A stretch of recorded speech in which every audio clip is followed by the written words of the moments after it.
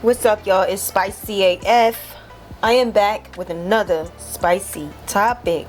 Hit that thumbs up, like this video. Also, make sure you follow me on X. It's Spicy AF and at Spice Tea Spill on Instagram. Here is the picture. Subscribe and share. A 26-year-old rapper by the name of Enchanting, who was formerly signed to Gucci Mane's label 1017, suddenly passed away on June 11th, 2024, before her assumed time. When you see Enchanting, you see a pretty, slim, brown skin, tatted up gangster who took pride in doing her hair in her style of clothes. A man named Jhonni DamnD, her ex-boyfriend and somewhat of a manager, claims the right to the songs that he had written and collaborated with Enchanting. It's so much going on around this case, y'all. I actually already did the video on it. I already did 2 videos on it, but I had to scrap it because it was looking like her mom had a lot to do with it, but turned out to be that no. In fact, it was Johnny D who had a lot to do with it. But these two had a very tumultuous relationship, and she was still rising, and that's why a lot of people don't really know about Enchanting, because she was still rising.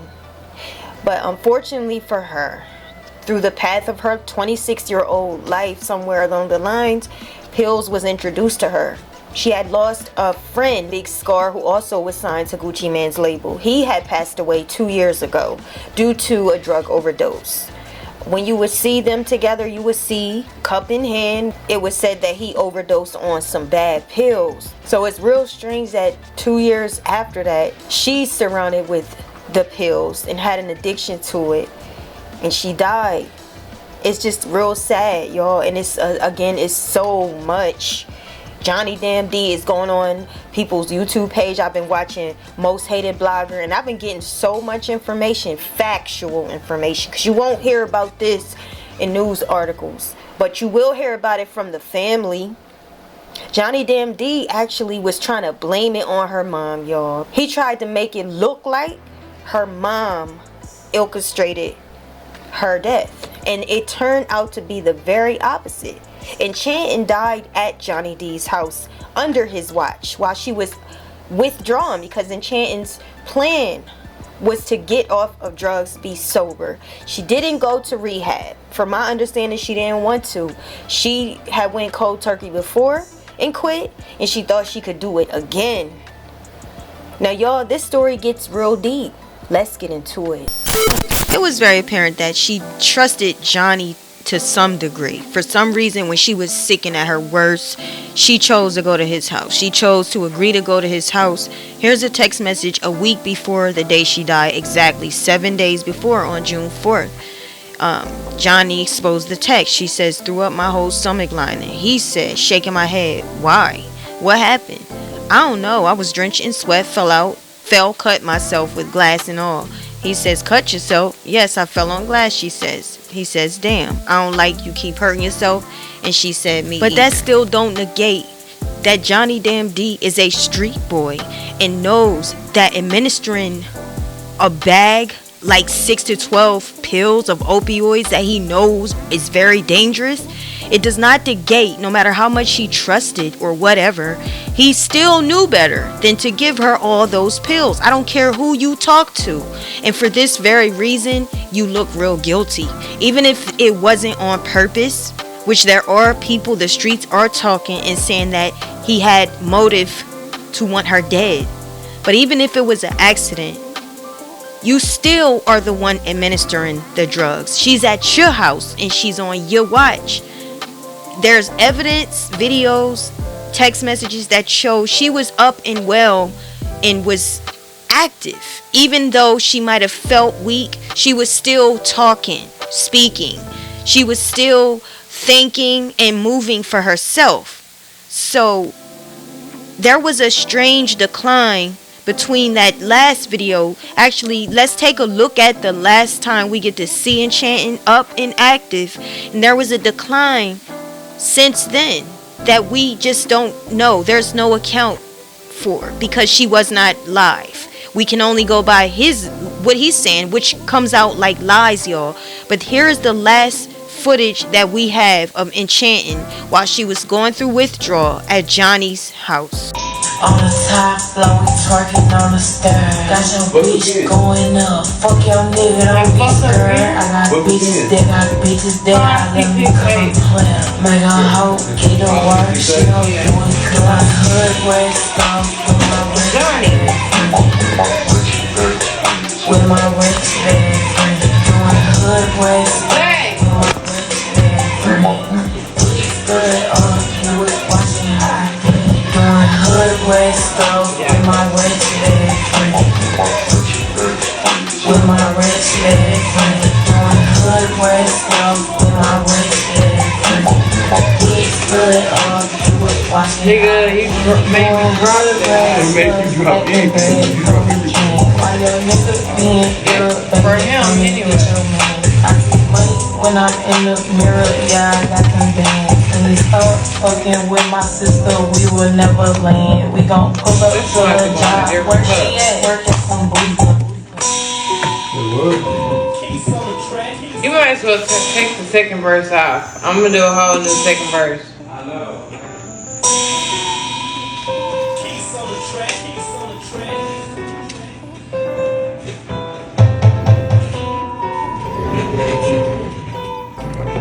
I just want to get them something so they can see.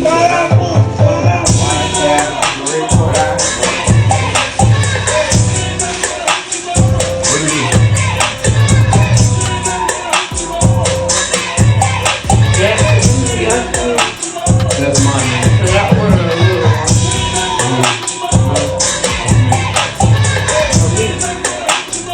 So what's that nigga? You still my nigga.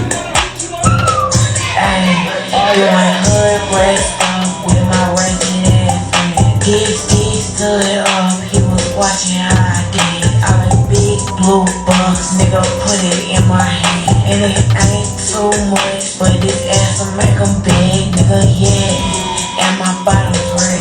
That nigga give me neck and gobble, call him bobblehead. On a line, man. Hold on, let me see. Let that boy red. I got bees in my section, taking bottles to the head. That was the last live that Enchanting had, and you can see she's under Johnny D's care. Now, honestly, when he went live, he mentioned that Enchanting wanted a smoothie, and it was emphasis on the smoothie he made when he said that she really liked those smoothies. That's all she really wanted. And so it could look like a Freudian slip to some degree, where people think in the lines of, did you put some in her drink? You know what I mean? Because it's just too suspicious. And let's not discount why the fans point fingers at the mom. The mom and the family decided to cremate Enchanting without letting the fans know, and they felt somewhat disrespected for that. But it initially even went to the mom, because Johnny D's first action was to point fingers at the mom when he emphasized in the text message, hey y'all, the mom told me to give Enchanting a whole bag of Pllz. So he already wanted everybody to look at the mom. Now later on we found out that Enchanting was gone between 6 and 8 hours before the paramedics even got there. The family told Most Hated YouTuber that medical reports showed that Enchanting was going 6 to 8 hours before the paramedics even got there, y'all. Initially, Johnny D went live and he made it look like Enchanting was asleep. She wasn't feeling good. So he never told us she was going and wasn't breathing. He told us she was asleep. Even in the text message when he was trying to get her mom to hurry up and find out where she was at. We didn't see it on my video, but I have saw text messages that showed at the end he said she's not breathing. So he was trying to hurry up and get it out because it all blew up in his face. You're going to have to say something about it, because the paramedics are going to get there. They're going to pull out their instruments and know that she was dead a long time.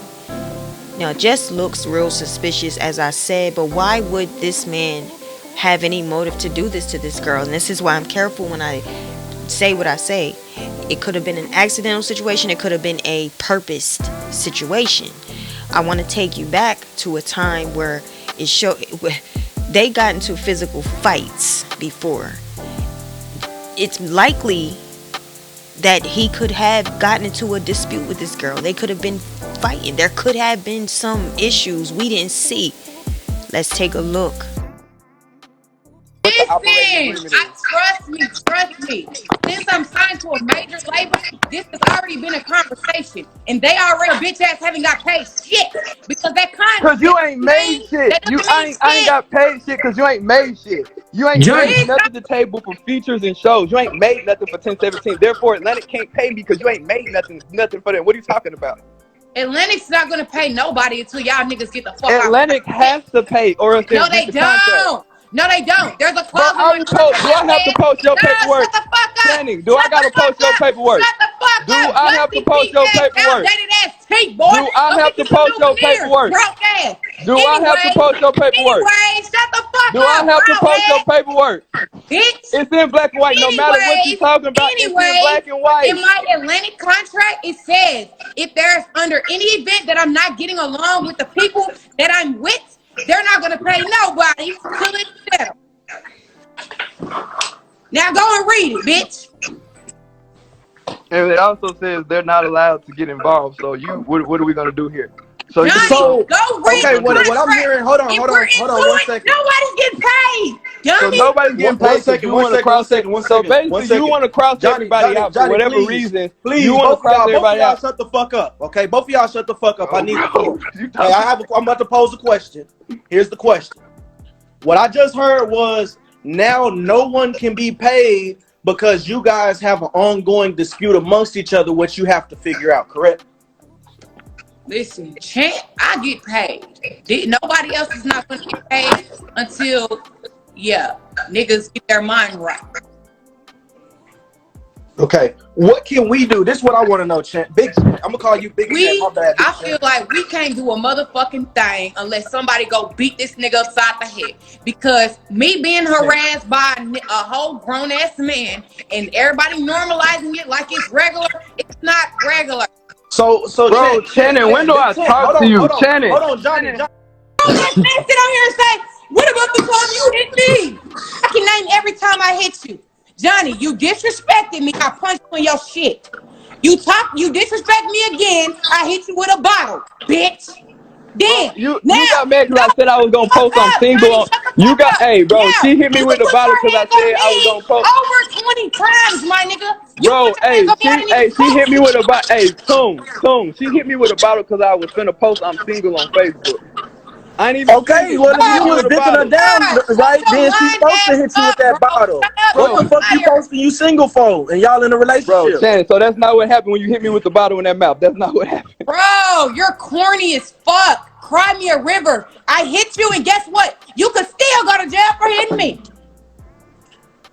Unfortunately, DamnD, it's not. This is one of those situations where it's not gonna be fair. Okay, like I guess she can beat on you if you don't, as a man, if you're not going to tell it to the cops, then, you're going to be the victim if she does. You know what I mean? If you're putting your hands on her, and I'm not saying it like you just beating the shit out of her and not getting beat back. You know what I'm saying? Or you slapping the shit out of her and not getting slapped the fuck back. You know what I mean? That it happens. I understand it happens in these relationships. Especially when they're Water, you need to shut your bitch ass up because I ain't lost my mind, bitch. And you always motherfucking somewhere speaking on me. You shut the fuck up. Anybody else in this how they want to get cussed the fuck out? Oh shit, it just got real. Look, Enchanting, let them distract you. Look, Jhonni, stay over there with the bitch and shut the fuck up. Send that hoe to work or something, get some money off of her. You're not getting shit off of me. Eat a dick. And bye. I'm done talking to you. Get that shit in blood. Bitch, I got my own fire, nigga. Don't need security in the motherfucking club, nigga. You playing. Well, so Jhonni, you gonna get it in blood? 1017. Let's talk about, I gotta ask you about Enchanting. That's the elephant in the room. When you look you up, that's a history that can't be denied. How important do you feel like you were to her career blossoming who she is? How important? Yeah. If I didn't exist, she wouldn't exist. Well, it's a lot to unpack. So as you heard, they had issues. You know, they used to be in a relationship. He's the one that's responsible for her success. As you heard, if I didn't exist, she wouldn't exist. Was there some element of anger? And also when you listen to the beginning, he wasn't getting paid, so he was frustrated. She said there was a clause in the contract. If there's issues between the two, then you're not getting paid. But she said she was still getting paid. And then you heard her say, get it in blood. That's where people linger and wonder, was this a blood sacrifice? I mean, if she's already, at this point, she's a fiend for drugs at this point. What use is she if she's hooked on drugs? Done lost her weight, lost her beauty to some degree. The main essence of what makes her enchanting. Did they throw her away? Were there contracts? Were there life support from the record companies, as people are talking, not life support, but life insurance policies? People are wondering.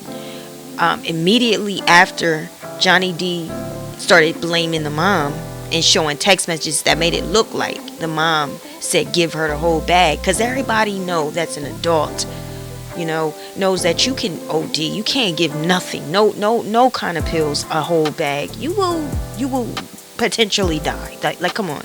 So the family immediately put out a cease and desist from their lawyer to Jhonni D because of his accusations. They start seeing how serious this thing was getting.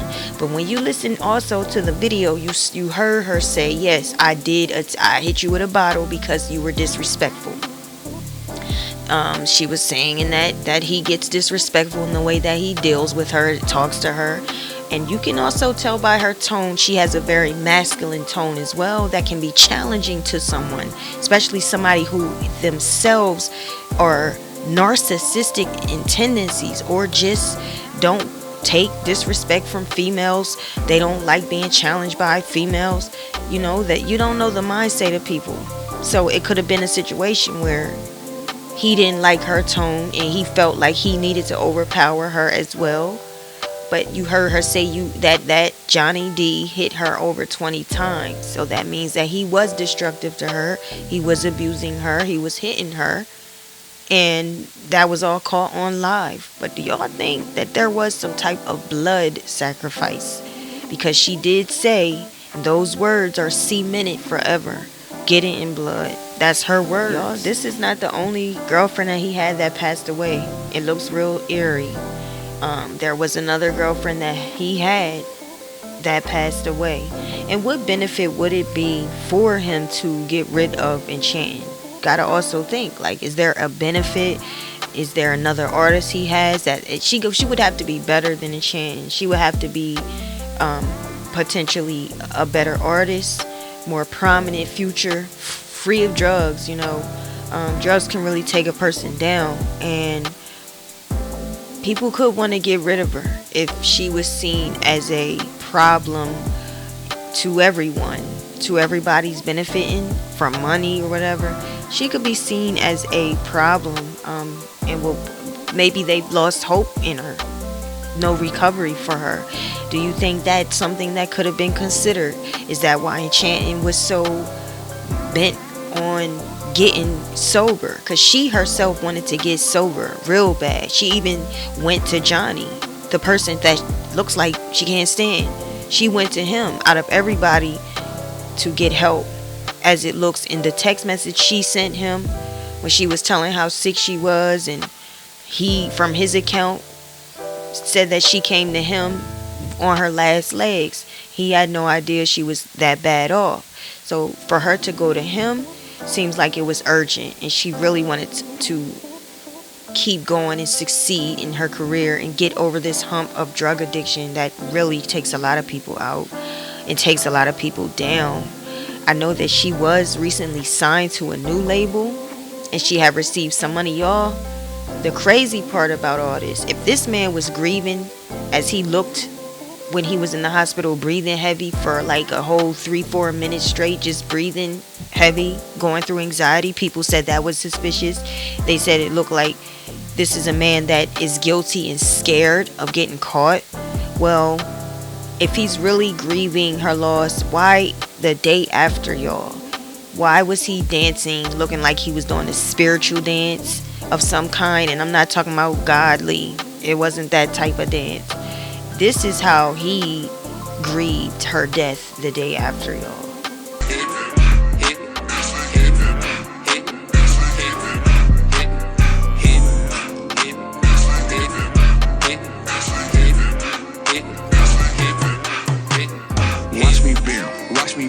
Hit that, diamond dance, they hit the flow like they missed a hit that, you better. Y'all see that? Y'all see that dance he was doing the day after her passing? And look at that chain. People said that he had her chain on. That looks like a skull, which is demonic. It's another, just another piece of idol worship, satanic. And it just ties into that narrative that this was a sacrifice, y'all. It's all really suspicious. Enchanting was also said to be going through a lot of grief ever since she lost her best friend Big Scar, who also again was signed to Gucci Mane's label 1017. The artists on Gucci Mane's label all suffered in some way, either by death or jail. There was rumors that his label was cursed, that he was cursed because of the people that he had signed all ending up in jail or dead. And Chan was actually the last one standing. Leave your comments and let me know, what you've been hearing.